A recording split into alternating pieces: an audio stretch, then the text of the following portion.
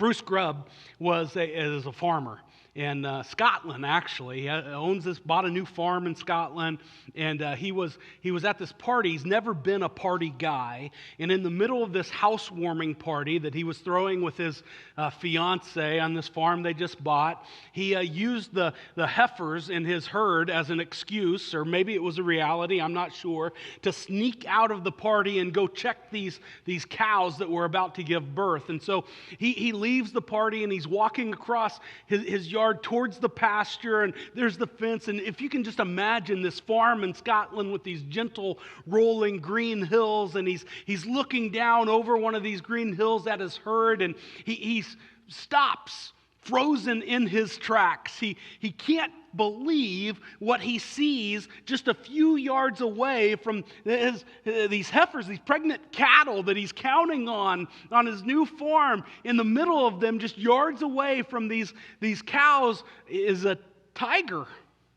And he is so startled that he freezes and he fumbles around. He finds his cell phone and he places a call to the local police department. And he says, "Hey, this is Farmer Grubb, and I'm here on my farm and I'm looking at my cows. In the middle of my cows, there's a tiger. You got to get out here." And so the police call the local animal preserve or zoo or whatever, and they ask, "Are you missing any animals?" And the zoo says, "We're not really missing any animals that we know of, so I don't know what's going on." And the police, though, they head out. They take Farmer Grubb at his word, and they head to his farm, and they show up, and for 45 minutes, there's a standoff between this tiger in the middle of this herd of cattle and these armed police officers on this guy's farm.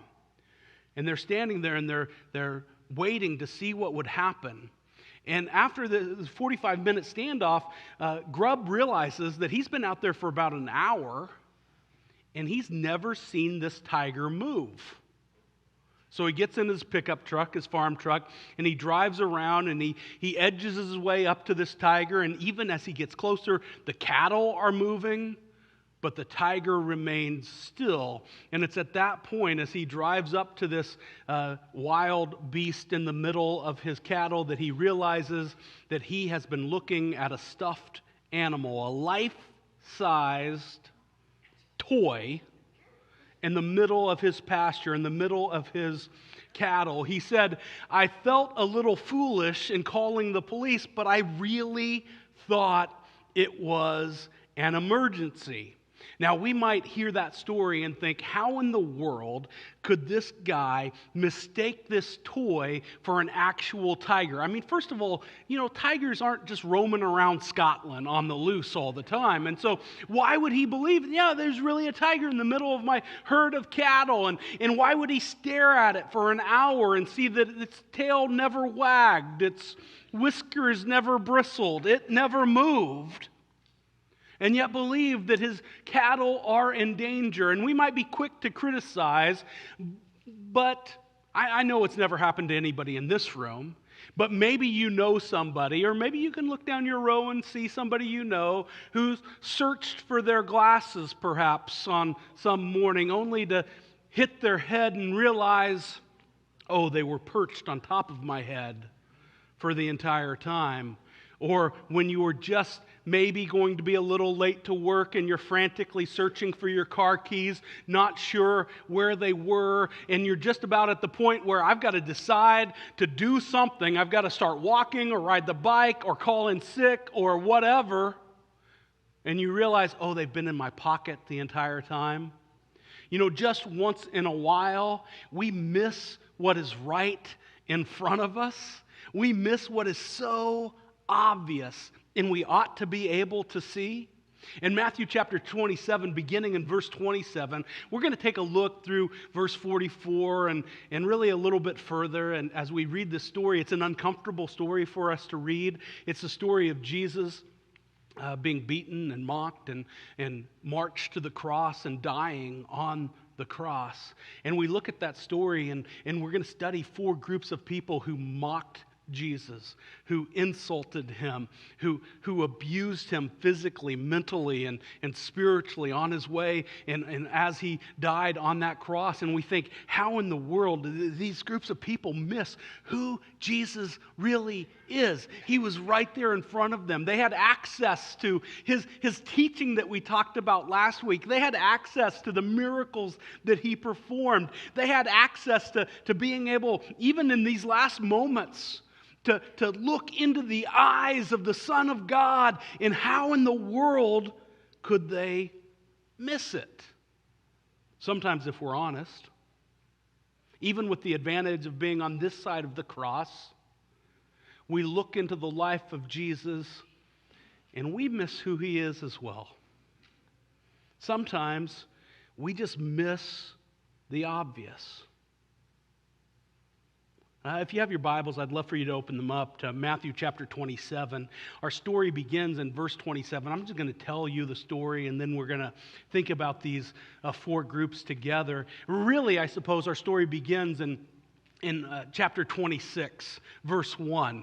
It's all the way back in chapter 26 that we read the ending of another one of Jesus' discourses, this section of teaching. You might remember from last week that there were 5 of these all through the Gospel of Matthew, and each one ended with similar words, when he had finished saying these things. And so chapter 26, verse 1, we get when he had finished saying these things, and it concludes this last of the 5 teaching sections of Jesus. Now, maybe you remember from last week as well, when you read those words, he had finished saying these things, it should cue you to anticipate Jesus taking action. When he finished his first teaching section that we studied last week, that we call the Sermon on the Mount, and when he had finished teaching these things, then he got busy serving and ministering and performing these miracles that you read out about right after the Sermon on the Mount in the beginning of the book of Matthew. Now, at the end of the book of Matthew, Jesus is going to be busy again, and he gets started with some activity right after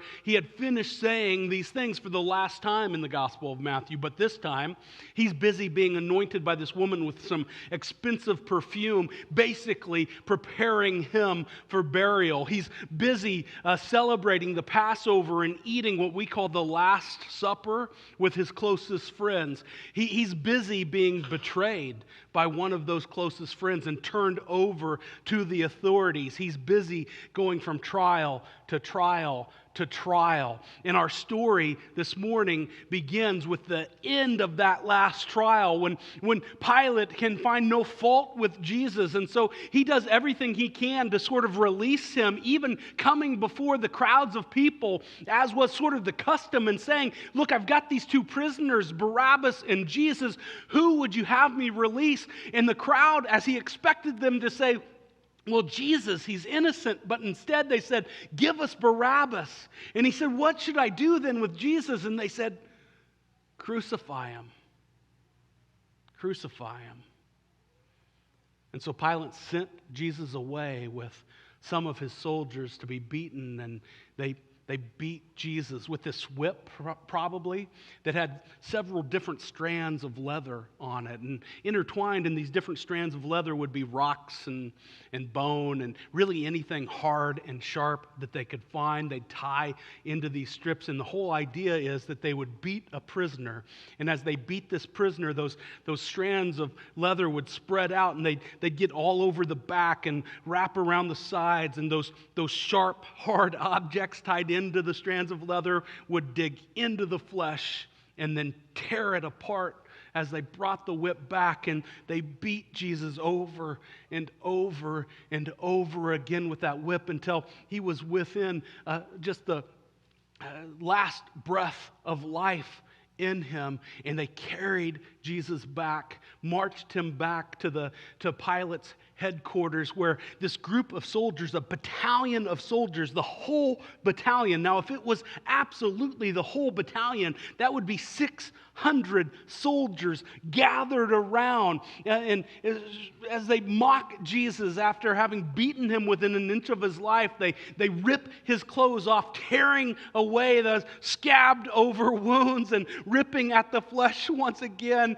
They strip him naked, and one of the soldiers takes off his cloak as a part of his uniform, this sort of waist-long cloak that was red or purplish in color, and they took it off and they put it on the back of Jesus, and they fashioned a crown of thorns out of a nearby bush, and they slammed it on his head, and they handed Jesus a reed. They said, "Here is your scepter," and one by one they knelt before him as they sarcastically called out, "Hail, you, King of the Jews." They took that reed after mocking him and dressing him up and beat him over the head with it. Others spat on them as they kept crying out, "Hail to the King of the Jews." Finally, when they had had enough, they took off their own garments and dressed Jesus back in his clothes and started the journey from Pilate's headquarters to the outskirts of town where he would be crucified. Some scholars say this is the one act of kindness shown to Jesus on the way, was dressing him so that he wouldn't walk through the crowds naked like every other prisoner on their way to crucifixion. Typically, these captives would be paraded through town naked, beaten as they went. I don't think this was really an act of kindness at all. Rather, I think these men in charge of executing Jesus were concerned that they had beaten Jesus so severely that if they continued to beat him on the way to the execution, that he might die before they could kill him. They didn't want that on their record. And so they dressed him in his own clothes once more, and they started to march him through town to the edge of town, carrying the crossbeam that would make up the cross as we kind of know the symbol to look like. This crossbeam probably weighing 75 pounds. Jesus was simply in no condition to carry it. And it wasn't long as he stumbled through the street trying to carry this crossbeam that he fell and dropped the piece of wood. And that squad of executioners scanned the crowd gathering to watch this journey through town. And they found this man named Simon, and they forced Simon to pick up the crossbeam and to carry it. And so this vicious parade went a little quicker. And finally, they came to the place that's called the place of the skull, Golgotha, and it's where the crucifixions would take place outside of Jerusalem, and they offered Jesus some wine mixed with gall, and when he tasted it, he spit it out, and just one more opportunity for them to torment Jesus as they nailed him to a cross, and they slammed the cross into place. And as he hung on that cross, their attention turned briefly, these men executing Jesus, from the prisoner on the cross to gambling for the only earthly possessions that Jesus had, probably a outer garment and an inner robe kind of thing, a belt and a pair of sandals. They divvied that up as the dice played in whoever's favor it showed, and they distributed those garments. And then they sat down to keep watch over Jesus as he died, to make sure that nobody from the crowd or one of his disciples or just some rabble-rouser, nobody could interfere with that execution. It wasn't enough for Jesus to sort of suffer that physical torment. They hung over him a sign that labeled his crimes of every criminal, and Jesus simply said, "King of the Jews." As the crowds of people, those same people, the same people who a week earlier had thrown their palm branches on the ground, who had shouted, "Hallelujah," those same people now walked by shaking their heads. He's saying he claimed to have power to destroy the temple in 3 days.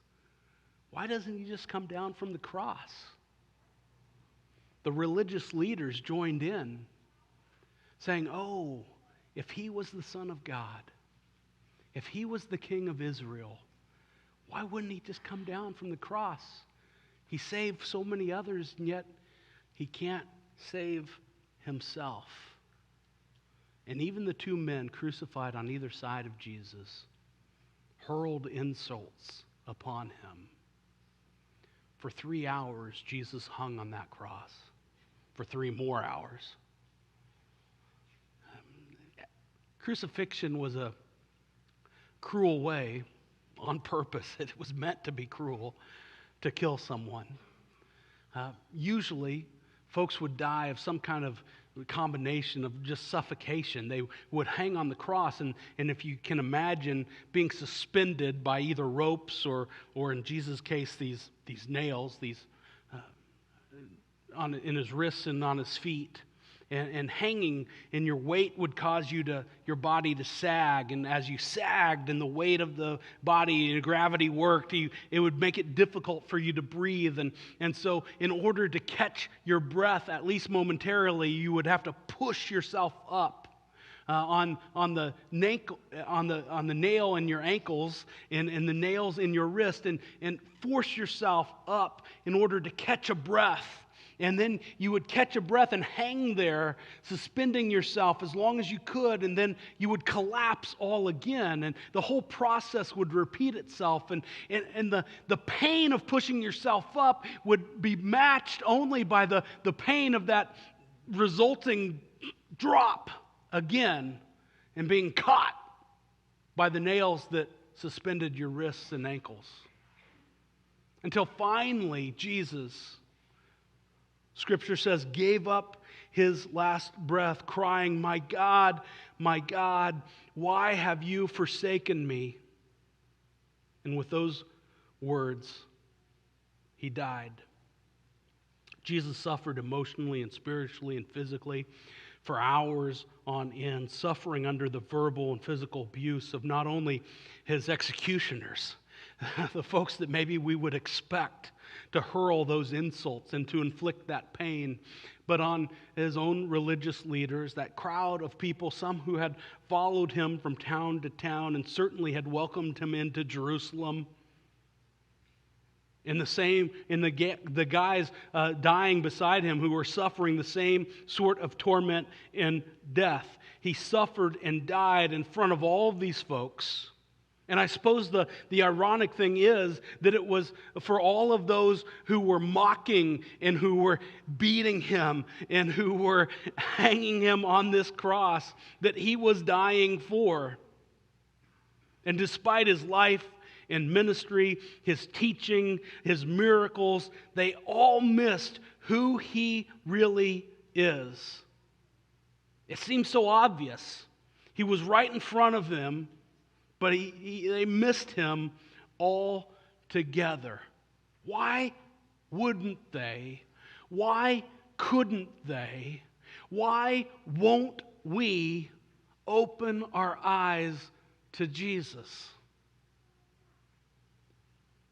I read an article this last week that said 66% of Americans believe in the resurrection. And I find this both hopeful and troubling all at the same time. 66% of Americans believe in the resurrection. That's good news.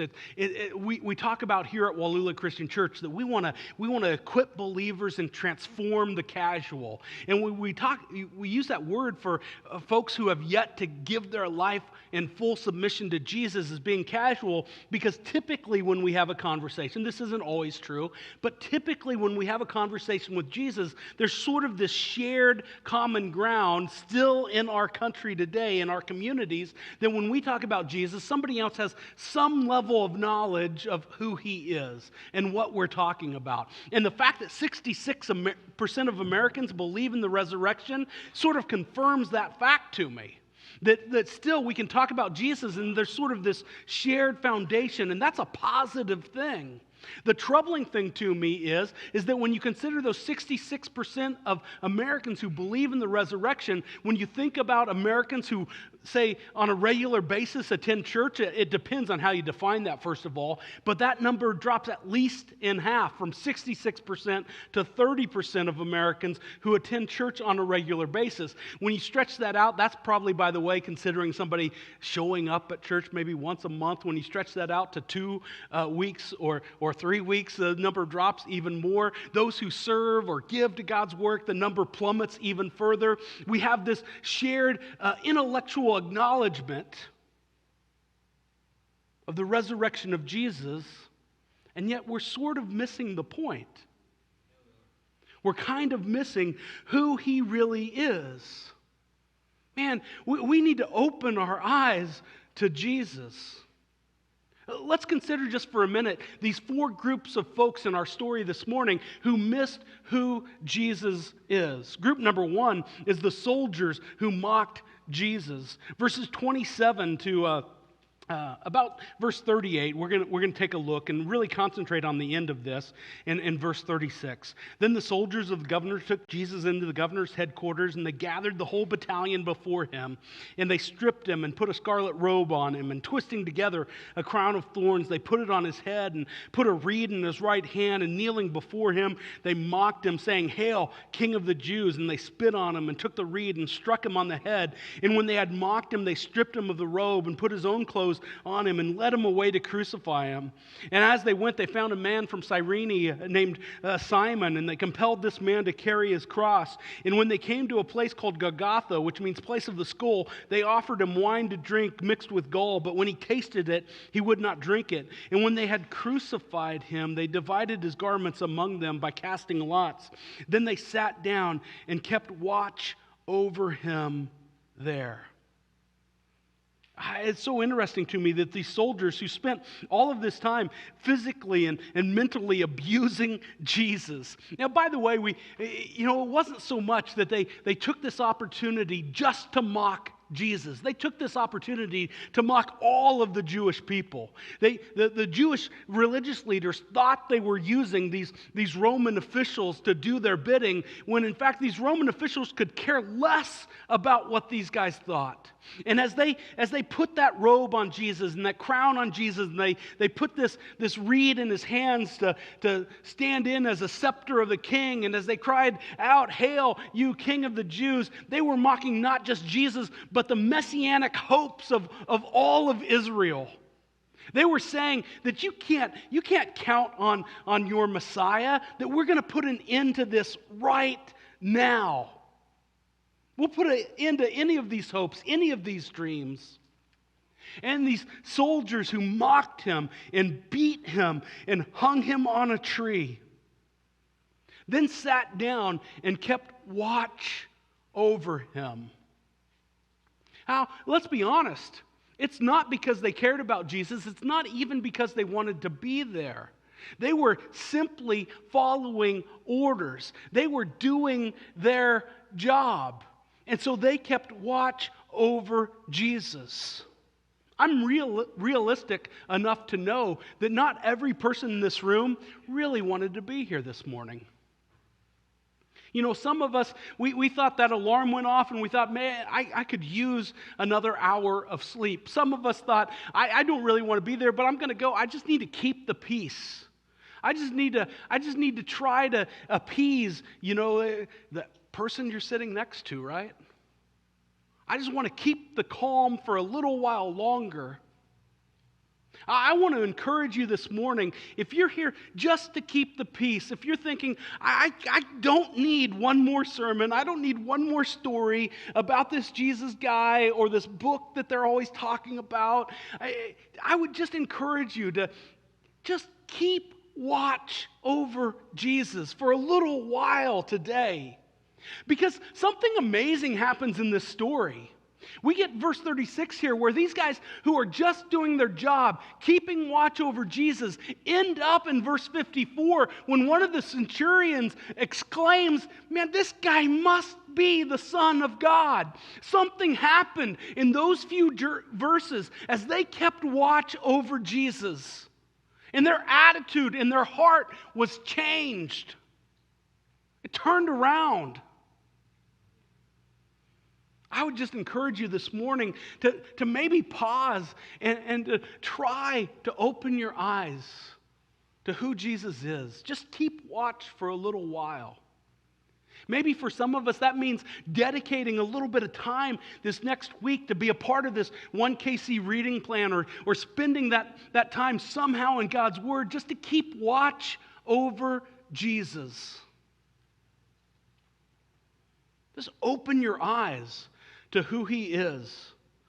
Open your eyes to Jesus. Group number 2 is the crowd who mocked Jesus. Look at verses 39 and 40. And those who passed by derided him, wagging their heads and saying, "You who would destroy the temple and rebuild it in 3 days, save yourself. If you are the Son of God, come down from the cross." If you are the Son of God.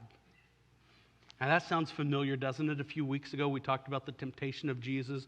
He's taken off into the wilderness, and what did Satan say to him? If you are the Son of God, why don't you turn this rock into bread? If you are the Son of God, why don't you jump off the temple and see some angels save you? Hear the crowd. If you were the Son of God, why don't you just come down from the cross?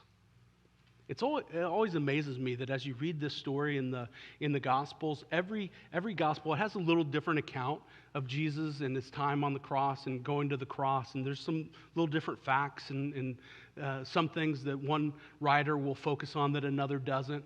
But in every one of the Gospels, there's really no record of what it was like for Jesus being crucified. You just get how Matthew describes it here. And they crucified him. And I suppose it makes sense because, the Romans on purpose made crucifixion a very public thing. They wanted it to be a deterrent. And the only way it would be a deterrent is if everybody knew how painful, how terrible crucifixion was. And so crucifixion was on purpose a very public way of executing someone. And everyone knew, in this original audience of the Gospel of Matthew, they knew how awful and terrible crucifixion was. They knew how painful it was physically. It's why the Romans wouldn't allow their citizens to be crucified unless it was a direct edict of Caesar. It's why the Jews knew not only how painful it was physically, but the Old Testament talks about people being cursed who would die on a tree. They knew socially the suffering that was involved for the person and his family. Everyone knew absolutely what it meant to be crucified. I'm just not sure that we always take the time to remember and to think about that. And I get it, it's no fun. But in this room, and I'm not pointing fingers, I'm not busting anybody's chops, but there are all kinds of these really pretty gold crosses hanging around our necks. And in our sanctuaries, we have crosses, but we sand them and stain them or polish them up. We put flowers on them and light them and make them pretty. There was nothing pretty or peaceful or nice about the cross. It was an electric chair. It was a device to execute in the most painful way they could. I just saw on the news, Idaho tried to execute a prisoner and they failed. I mean, that's what the cross looks like. We're sort of horrified by that. They can't get this done and the pain that might bring. And man, that was the point of the cross.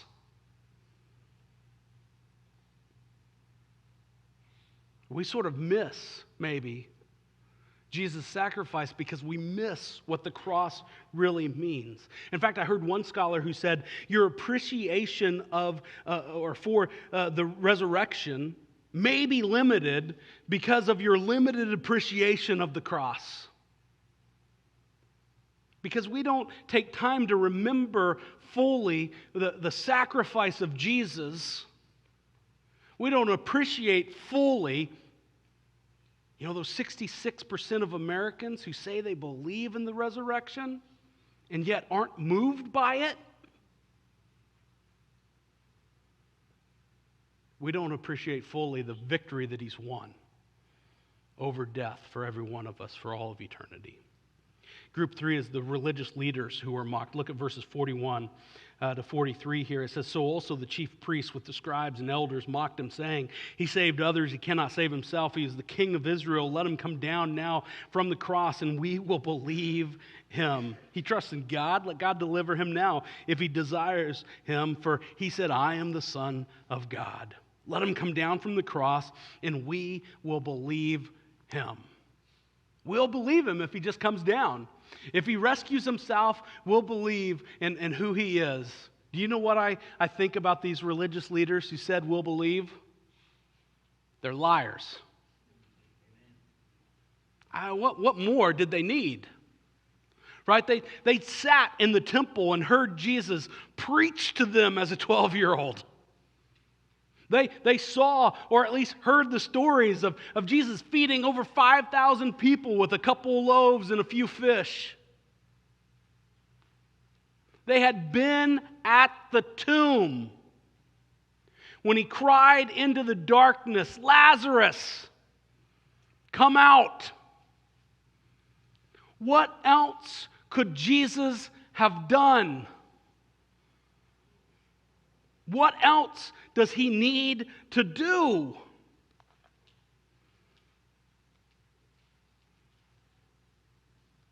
Open your eyes to who Jesus really is. I suppose the amazing thing is that if Jesus would have acted selfishly, he would have never accomplished what he meant to accomplish on that cross. Jesus stayed on that cross, not because he couldn't save himself, but because he wanted so desperately to save us. Open your eyes to Jesus. Group number 4 is that the robbers mocked Jesus. Verse 44 simply says, "And the robbers who crucified him also reviled him in the same way." Some translations said they heaped insults upon him. And it's really interesting that these two guys that were probably associates of Barabbas, who was released, that middle cross was probably meant for Barabbas, and Jesus hung there in his place, in our place. And these two guys are insulting Jesus as they're dying a punishment that they had earned on their own and that Jesus was innocent of. I told you that these stories are told in different ways and in different Gospels. In the Gospel of Luke, we get a little insight into this conversation between Jesus and the prisoners crucified beside him. And you remember the story, perhaps, that one guy is hurling insults and the other one's joining in. And then finally, he kind of figures out, well, something's going on here, and this guy is different than, everybody else we ran around with. This guy is different than how, I'm going to this cross and paying this price, and there's something different about this Jesus guy. And he starts to talk to Jesus. And Jesus eventually looks at him and says, "Today you'll be with me in paradise." Alistair Begg, who's a preacher and author, he tells a great story about this. He says, I want to get to heaven and I want to talk to that thief on the cross. I want to know what in the world went on. He said, because I want to ask him, what Bible studies did you attend? What do you think about this doctrine or that doctrine? How involved were you in your local congregation? What ministry team did you serve on? Of course, every answer that this guy on the cross, who Jesus said, "You'll be with me in paradise today," he would say, no. I've never been to church. I don't know. I've never been to Bible study. I don't know anything about these doctrines, these teachings of the church that you're talking about. I can't explain any of that. And Alistair said the angel's going to ask him, well, if you don't know any of this, what are you doing here? How'd you make it here? And the thief on the cross will only be able to say, he'll give the only possible response that any one of us can offer. If you can imagine standing at the pearly gates or whatever. The man on the middle cross said, "I could be here." It's not about what we did or do, but what Jesus has done for us. Open your eyes to Jesus. It's so easy to miss what's right in front of us. This week I was invited to lunch, and a couple preachers who, we're doing this 1KC movement with them, and we'll be trading preaching at different churches, and so we needed to talk about that and organize a few things for that. And said, hey, can you meet for lunch on Thursday at this restaurant? And I said, okay, yeah, I'll make that work. And so I sent a text back. I said, I'm excited about meeting you guys for lunch because I've been trying to get Sherry to go to eat with me at this restaurant, and she, it hasn't worked out. She won't go with me. I said, I'm excited, but it reminds me of high school. I couldn't get the date I wanted, and so I'll just go with you guys. And we show up at the restaurant at noon for lunch, and there's two preachers standing in the parking lot when I pull in, and I get out, and I said, what's going on? They say, well, we think the place is closed. And I said, well, why do you think that? They said, well, the door is locked. That's a pretty good indication. And one said, I don't understand because I just had lunch here the other day. And we decided we're going to go to a different place. And so we're heading off. And as I'm pulling out of the parking lot, I look over and there's a sign there with the hours to the restaurant, right? Yeah, lunch on Friday and Saturday, and just dinner the other days of the week. And I said, oh man, it's so obvious. It's right in front of our face.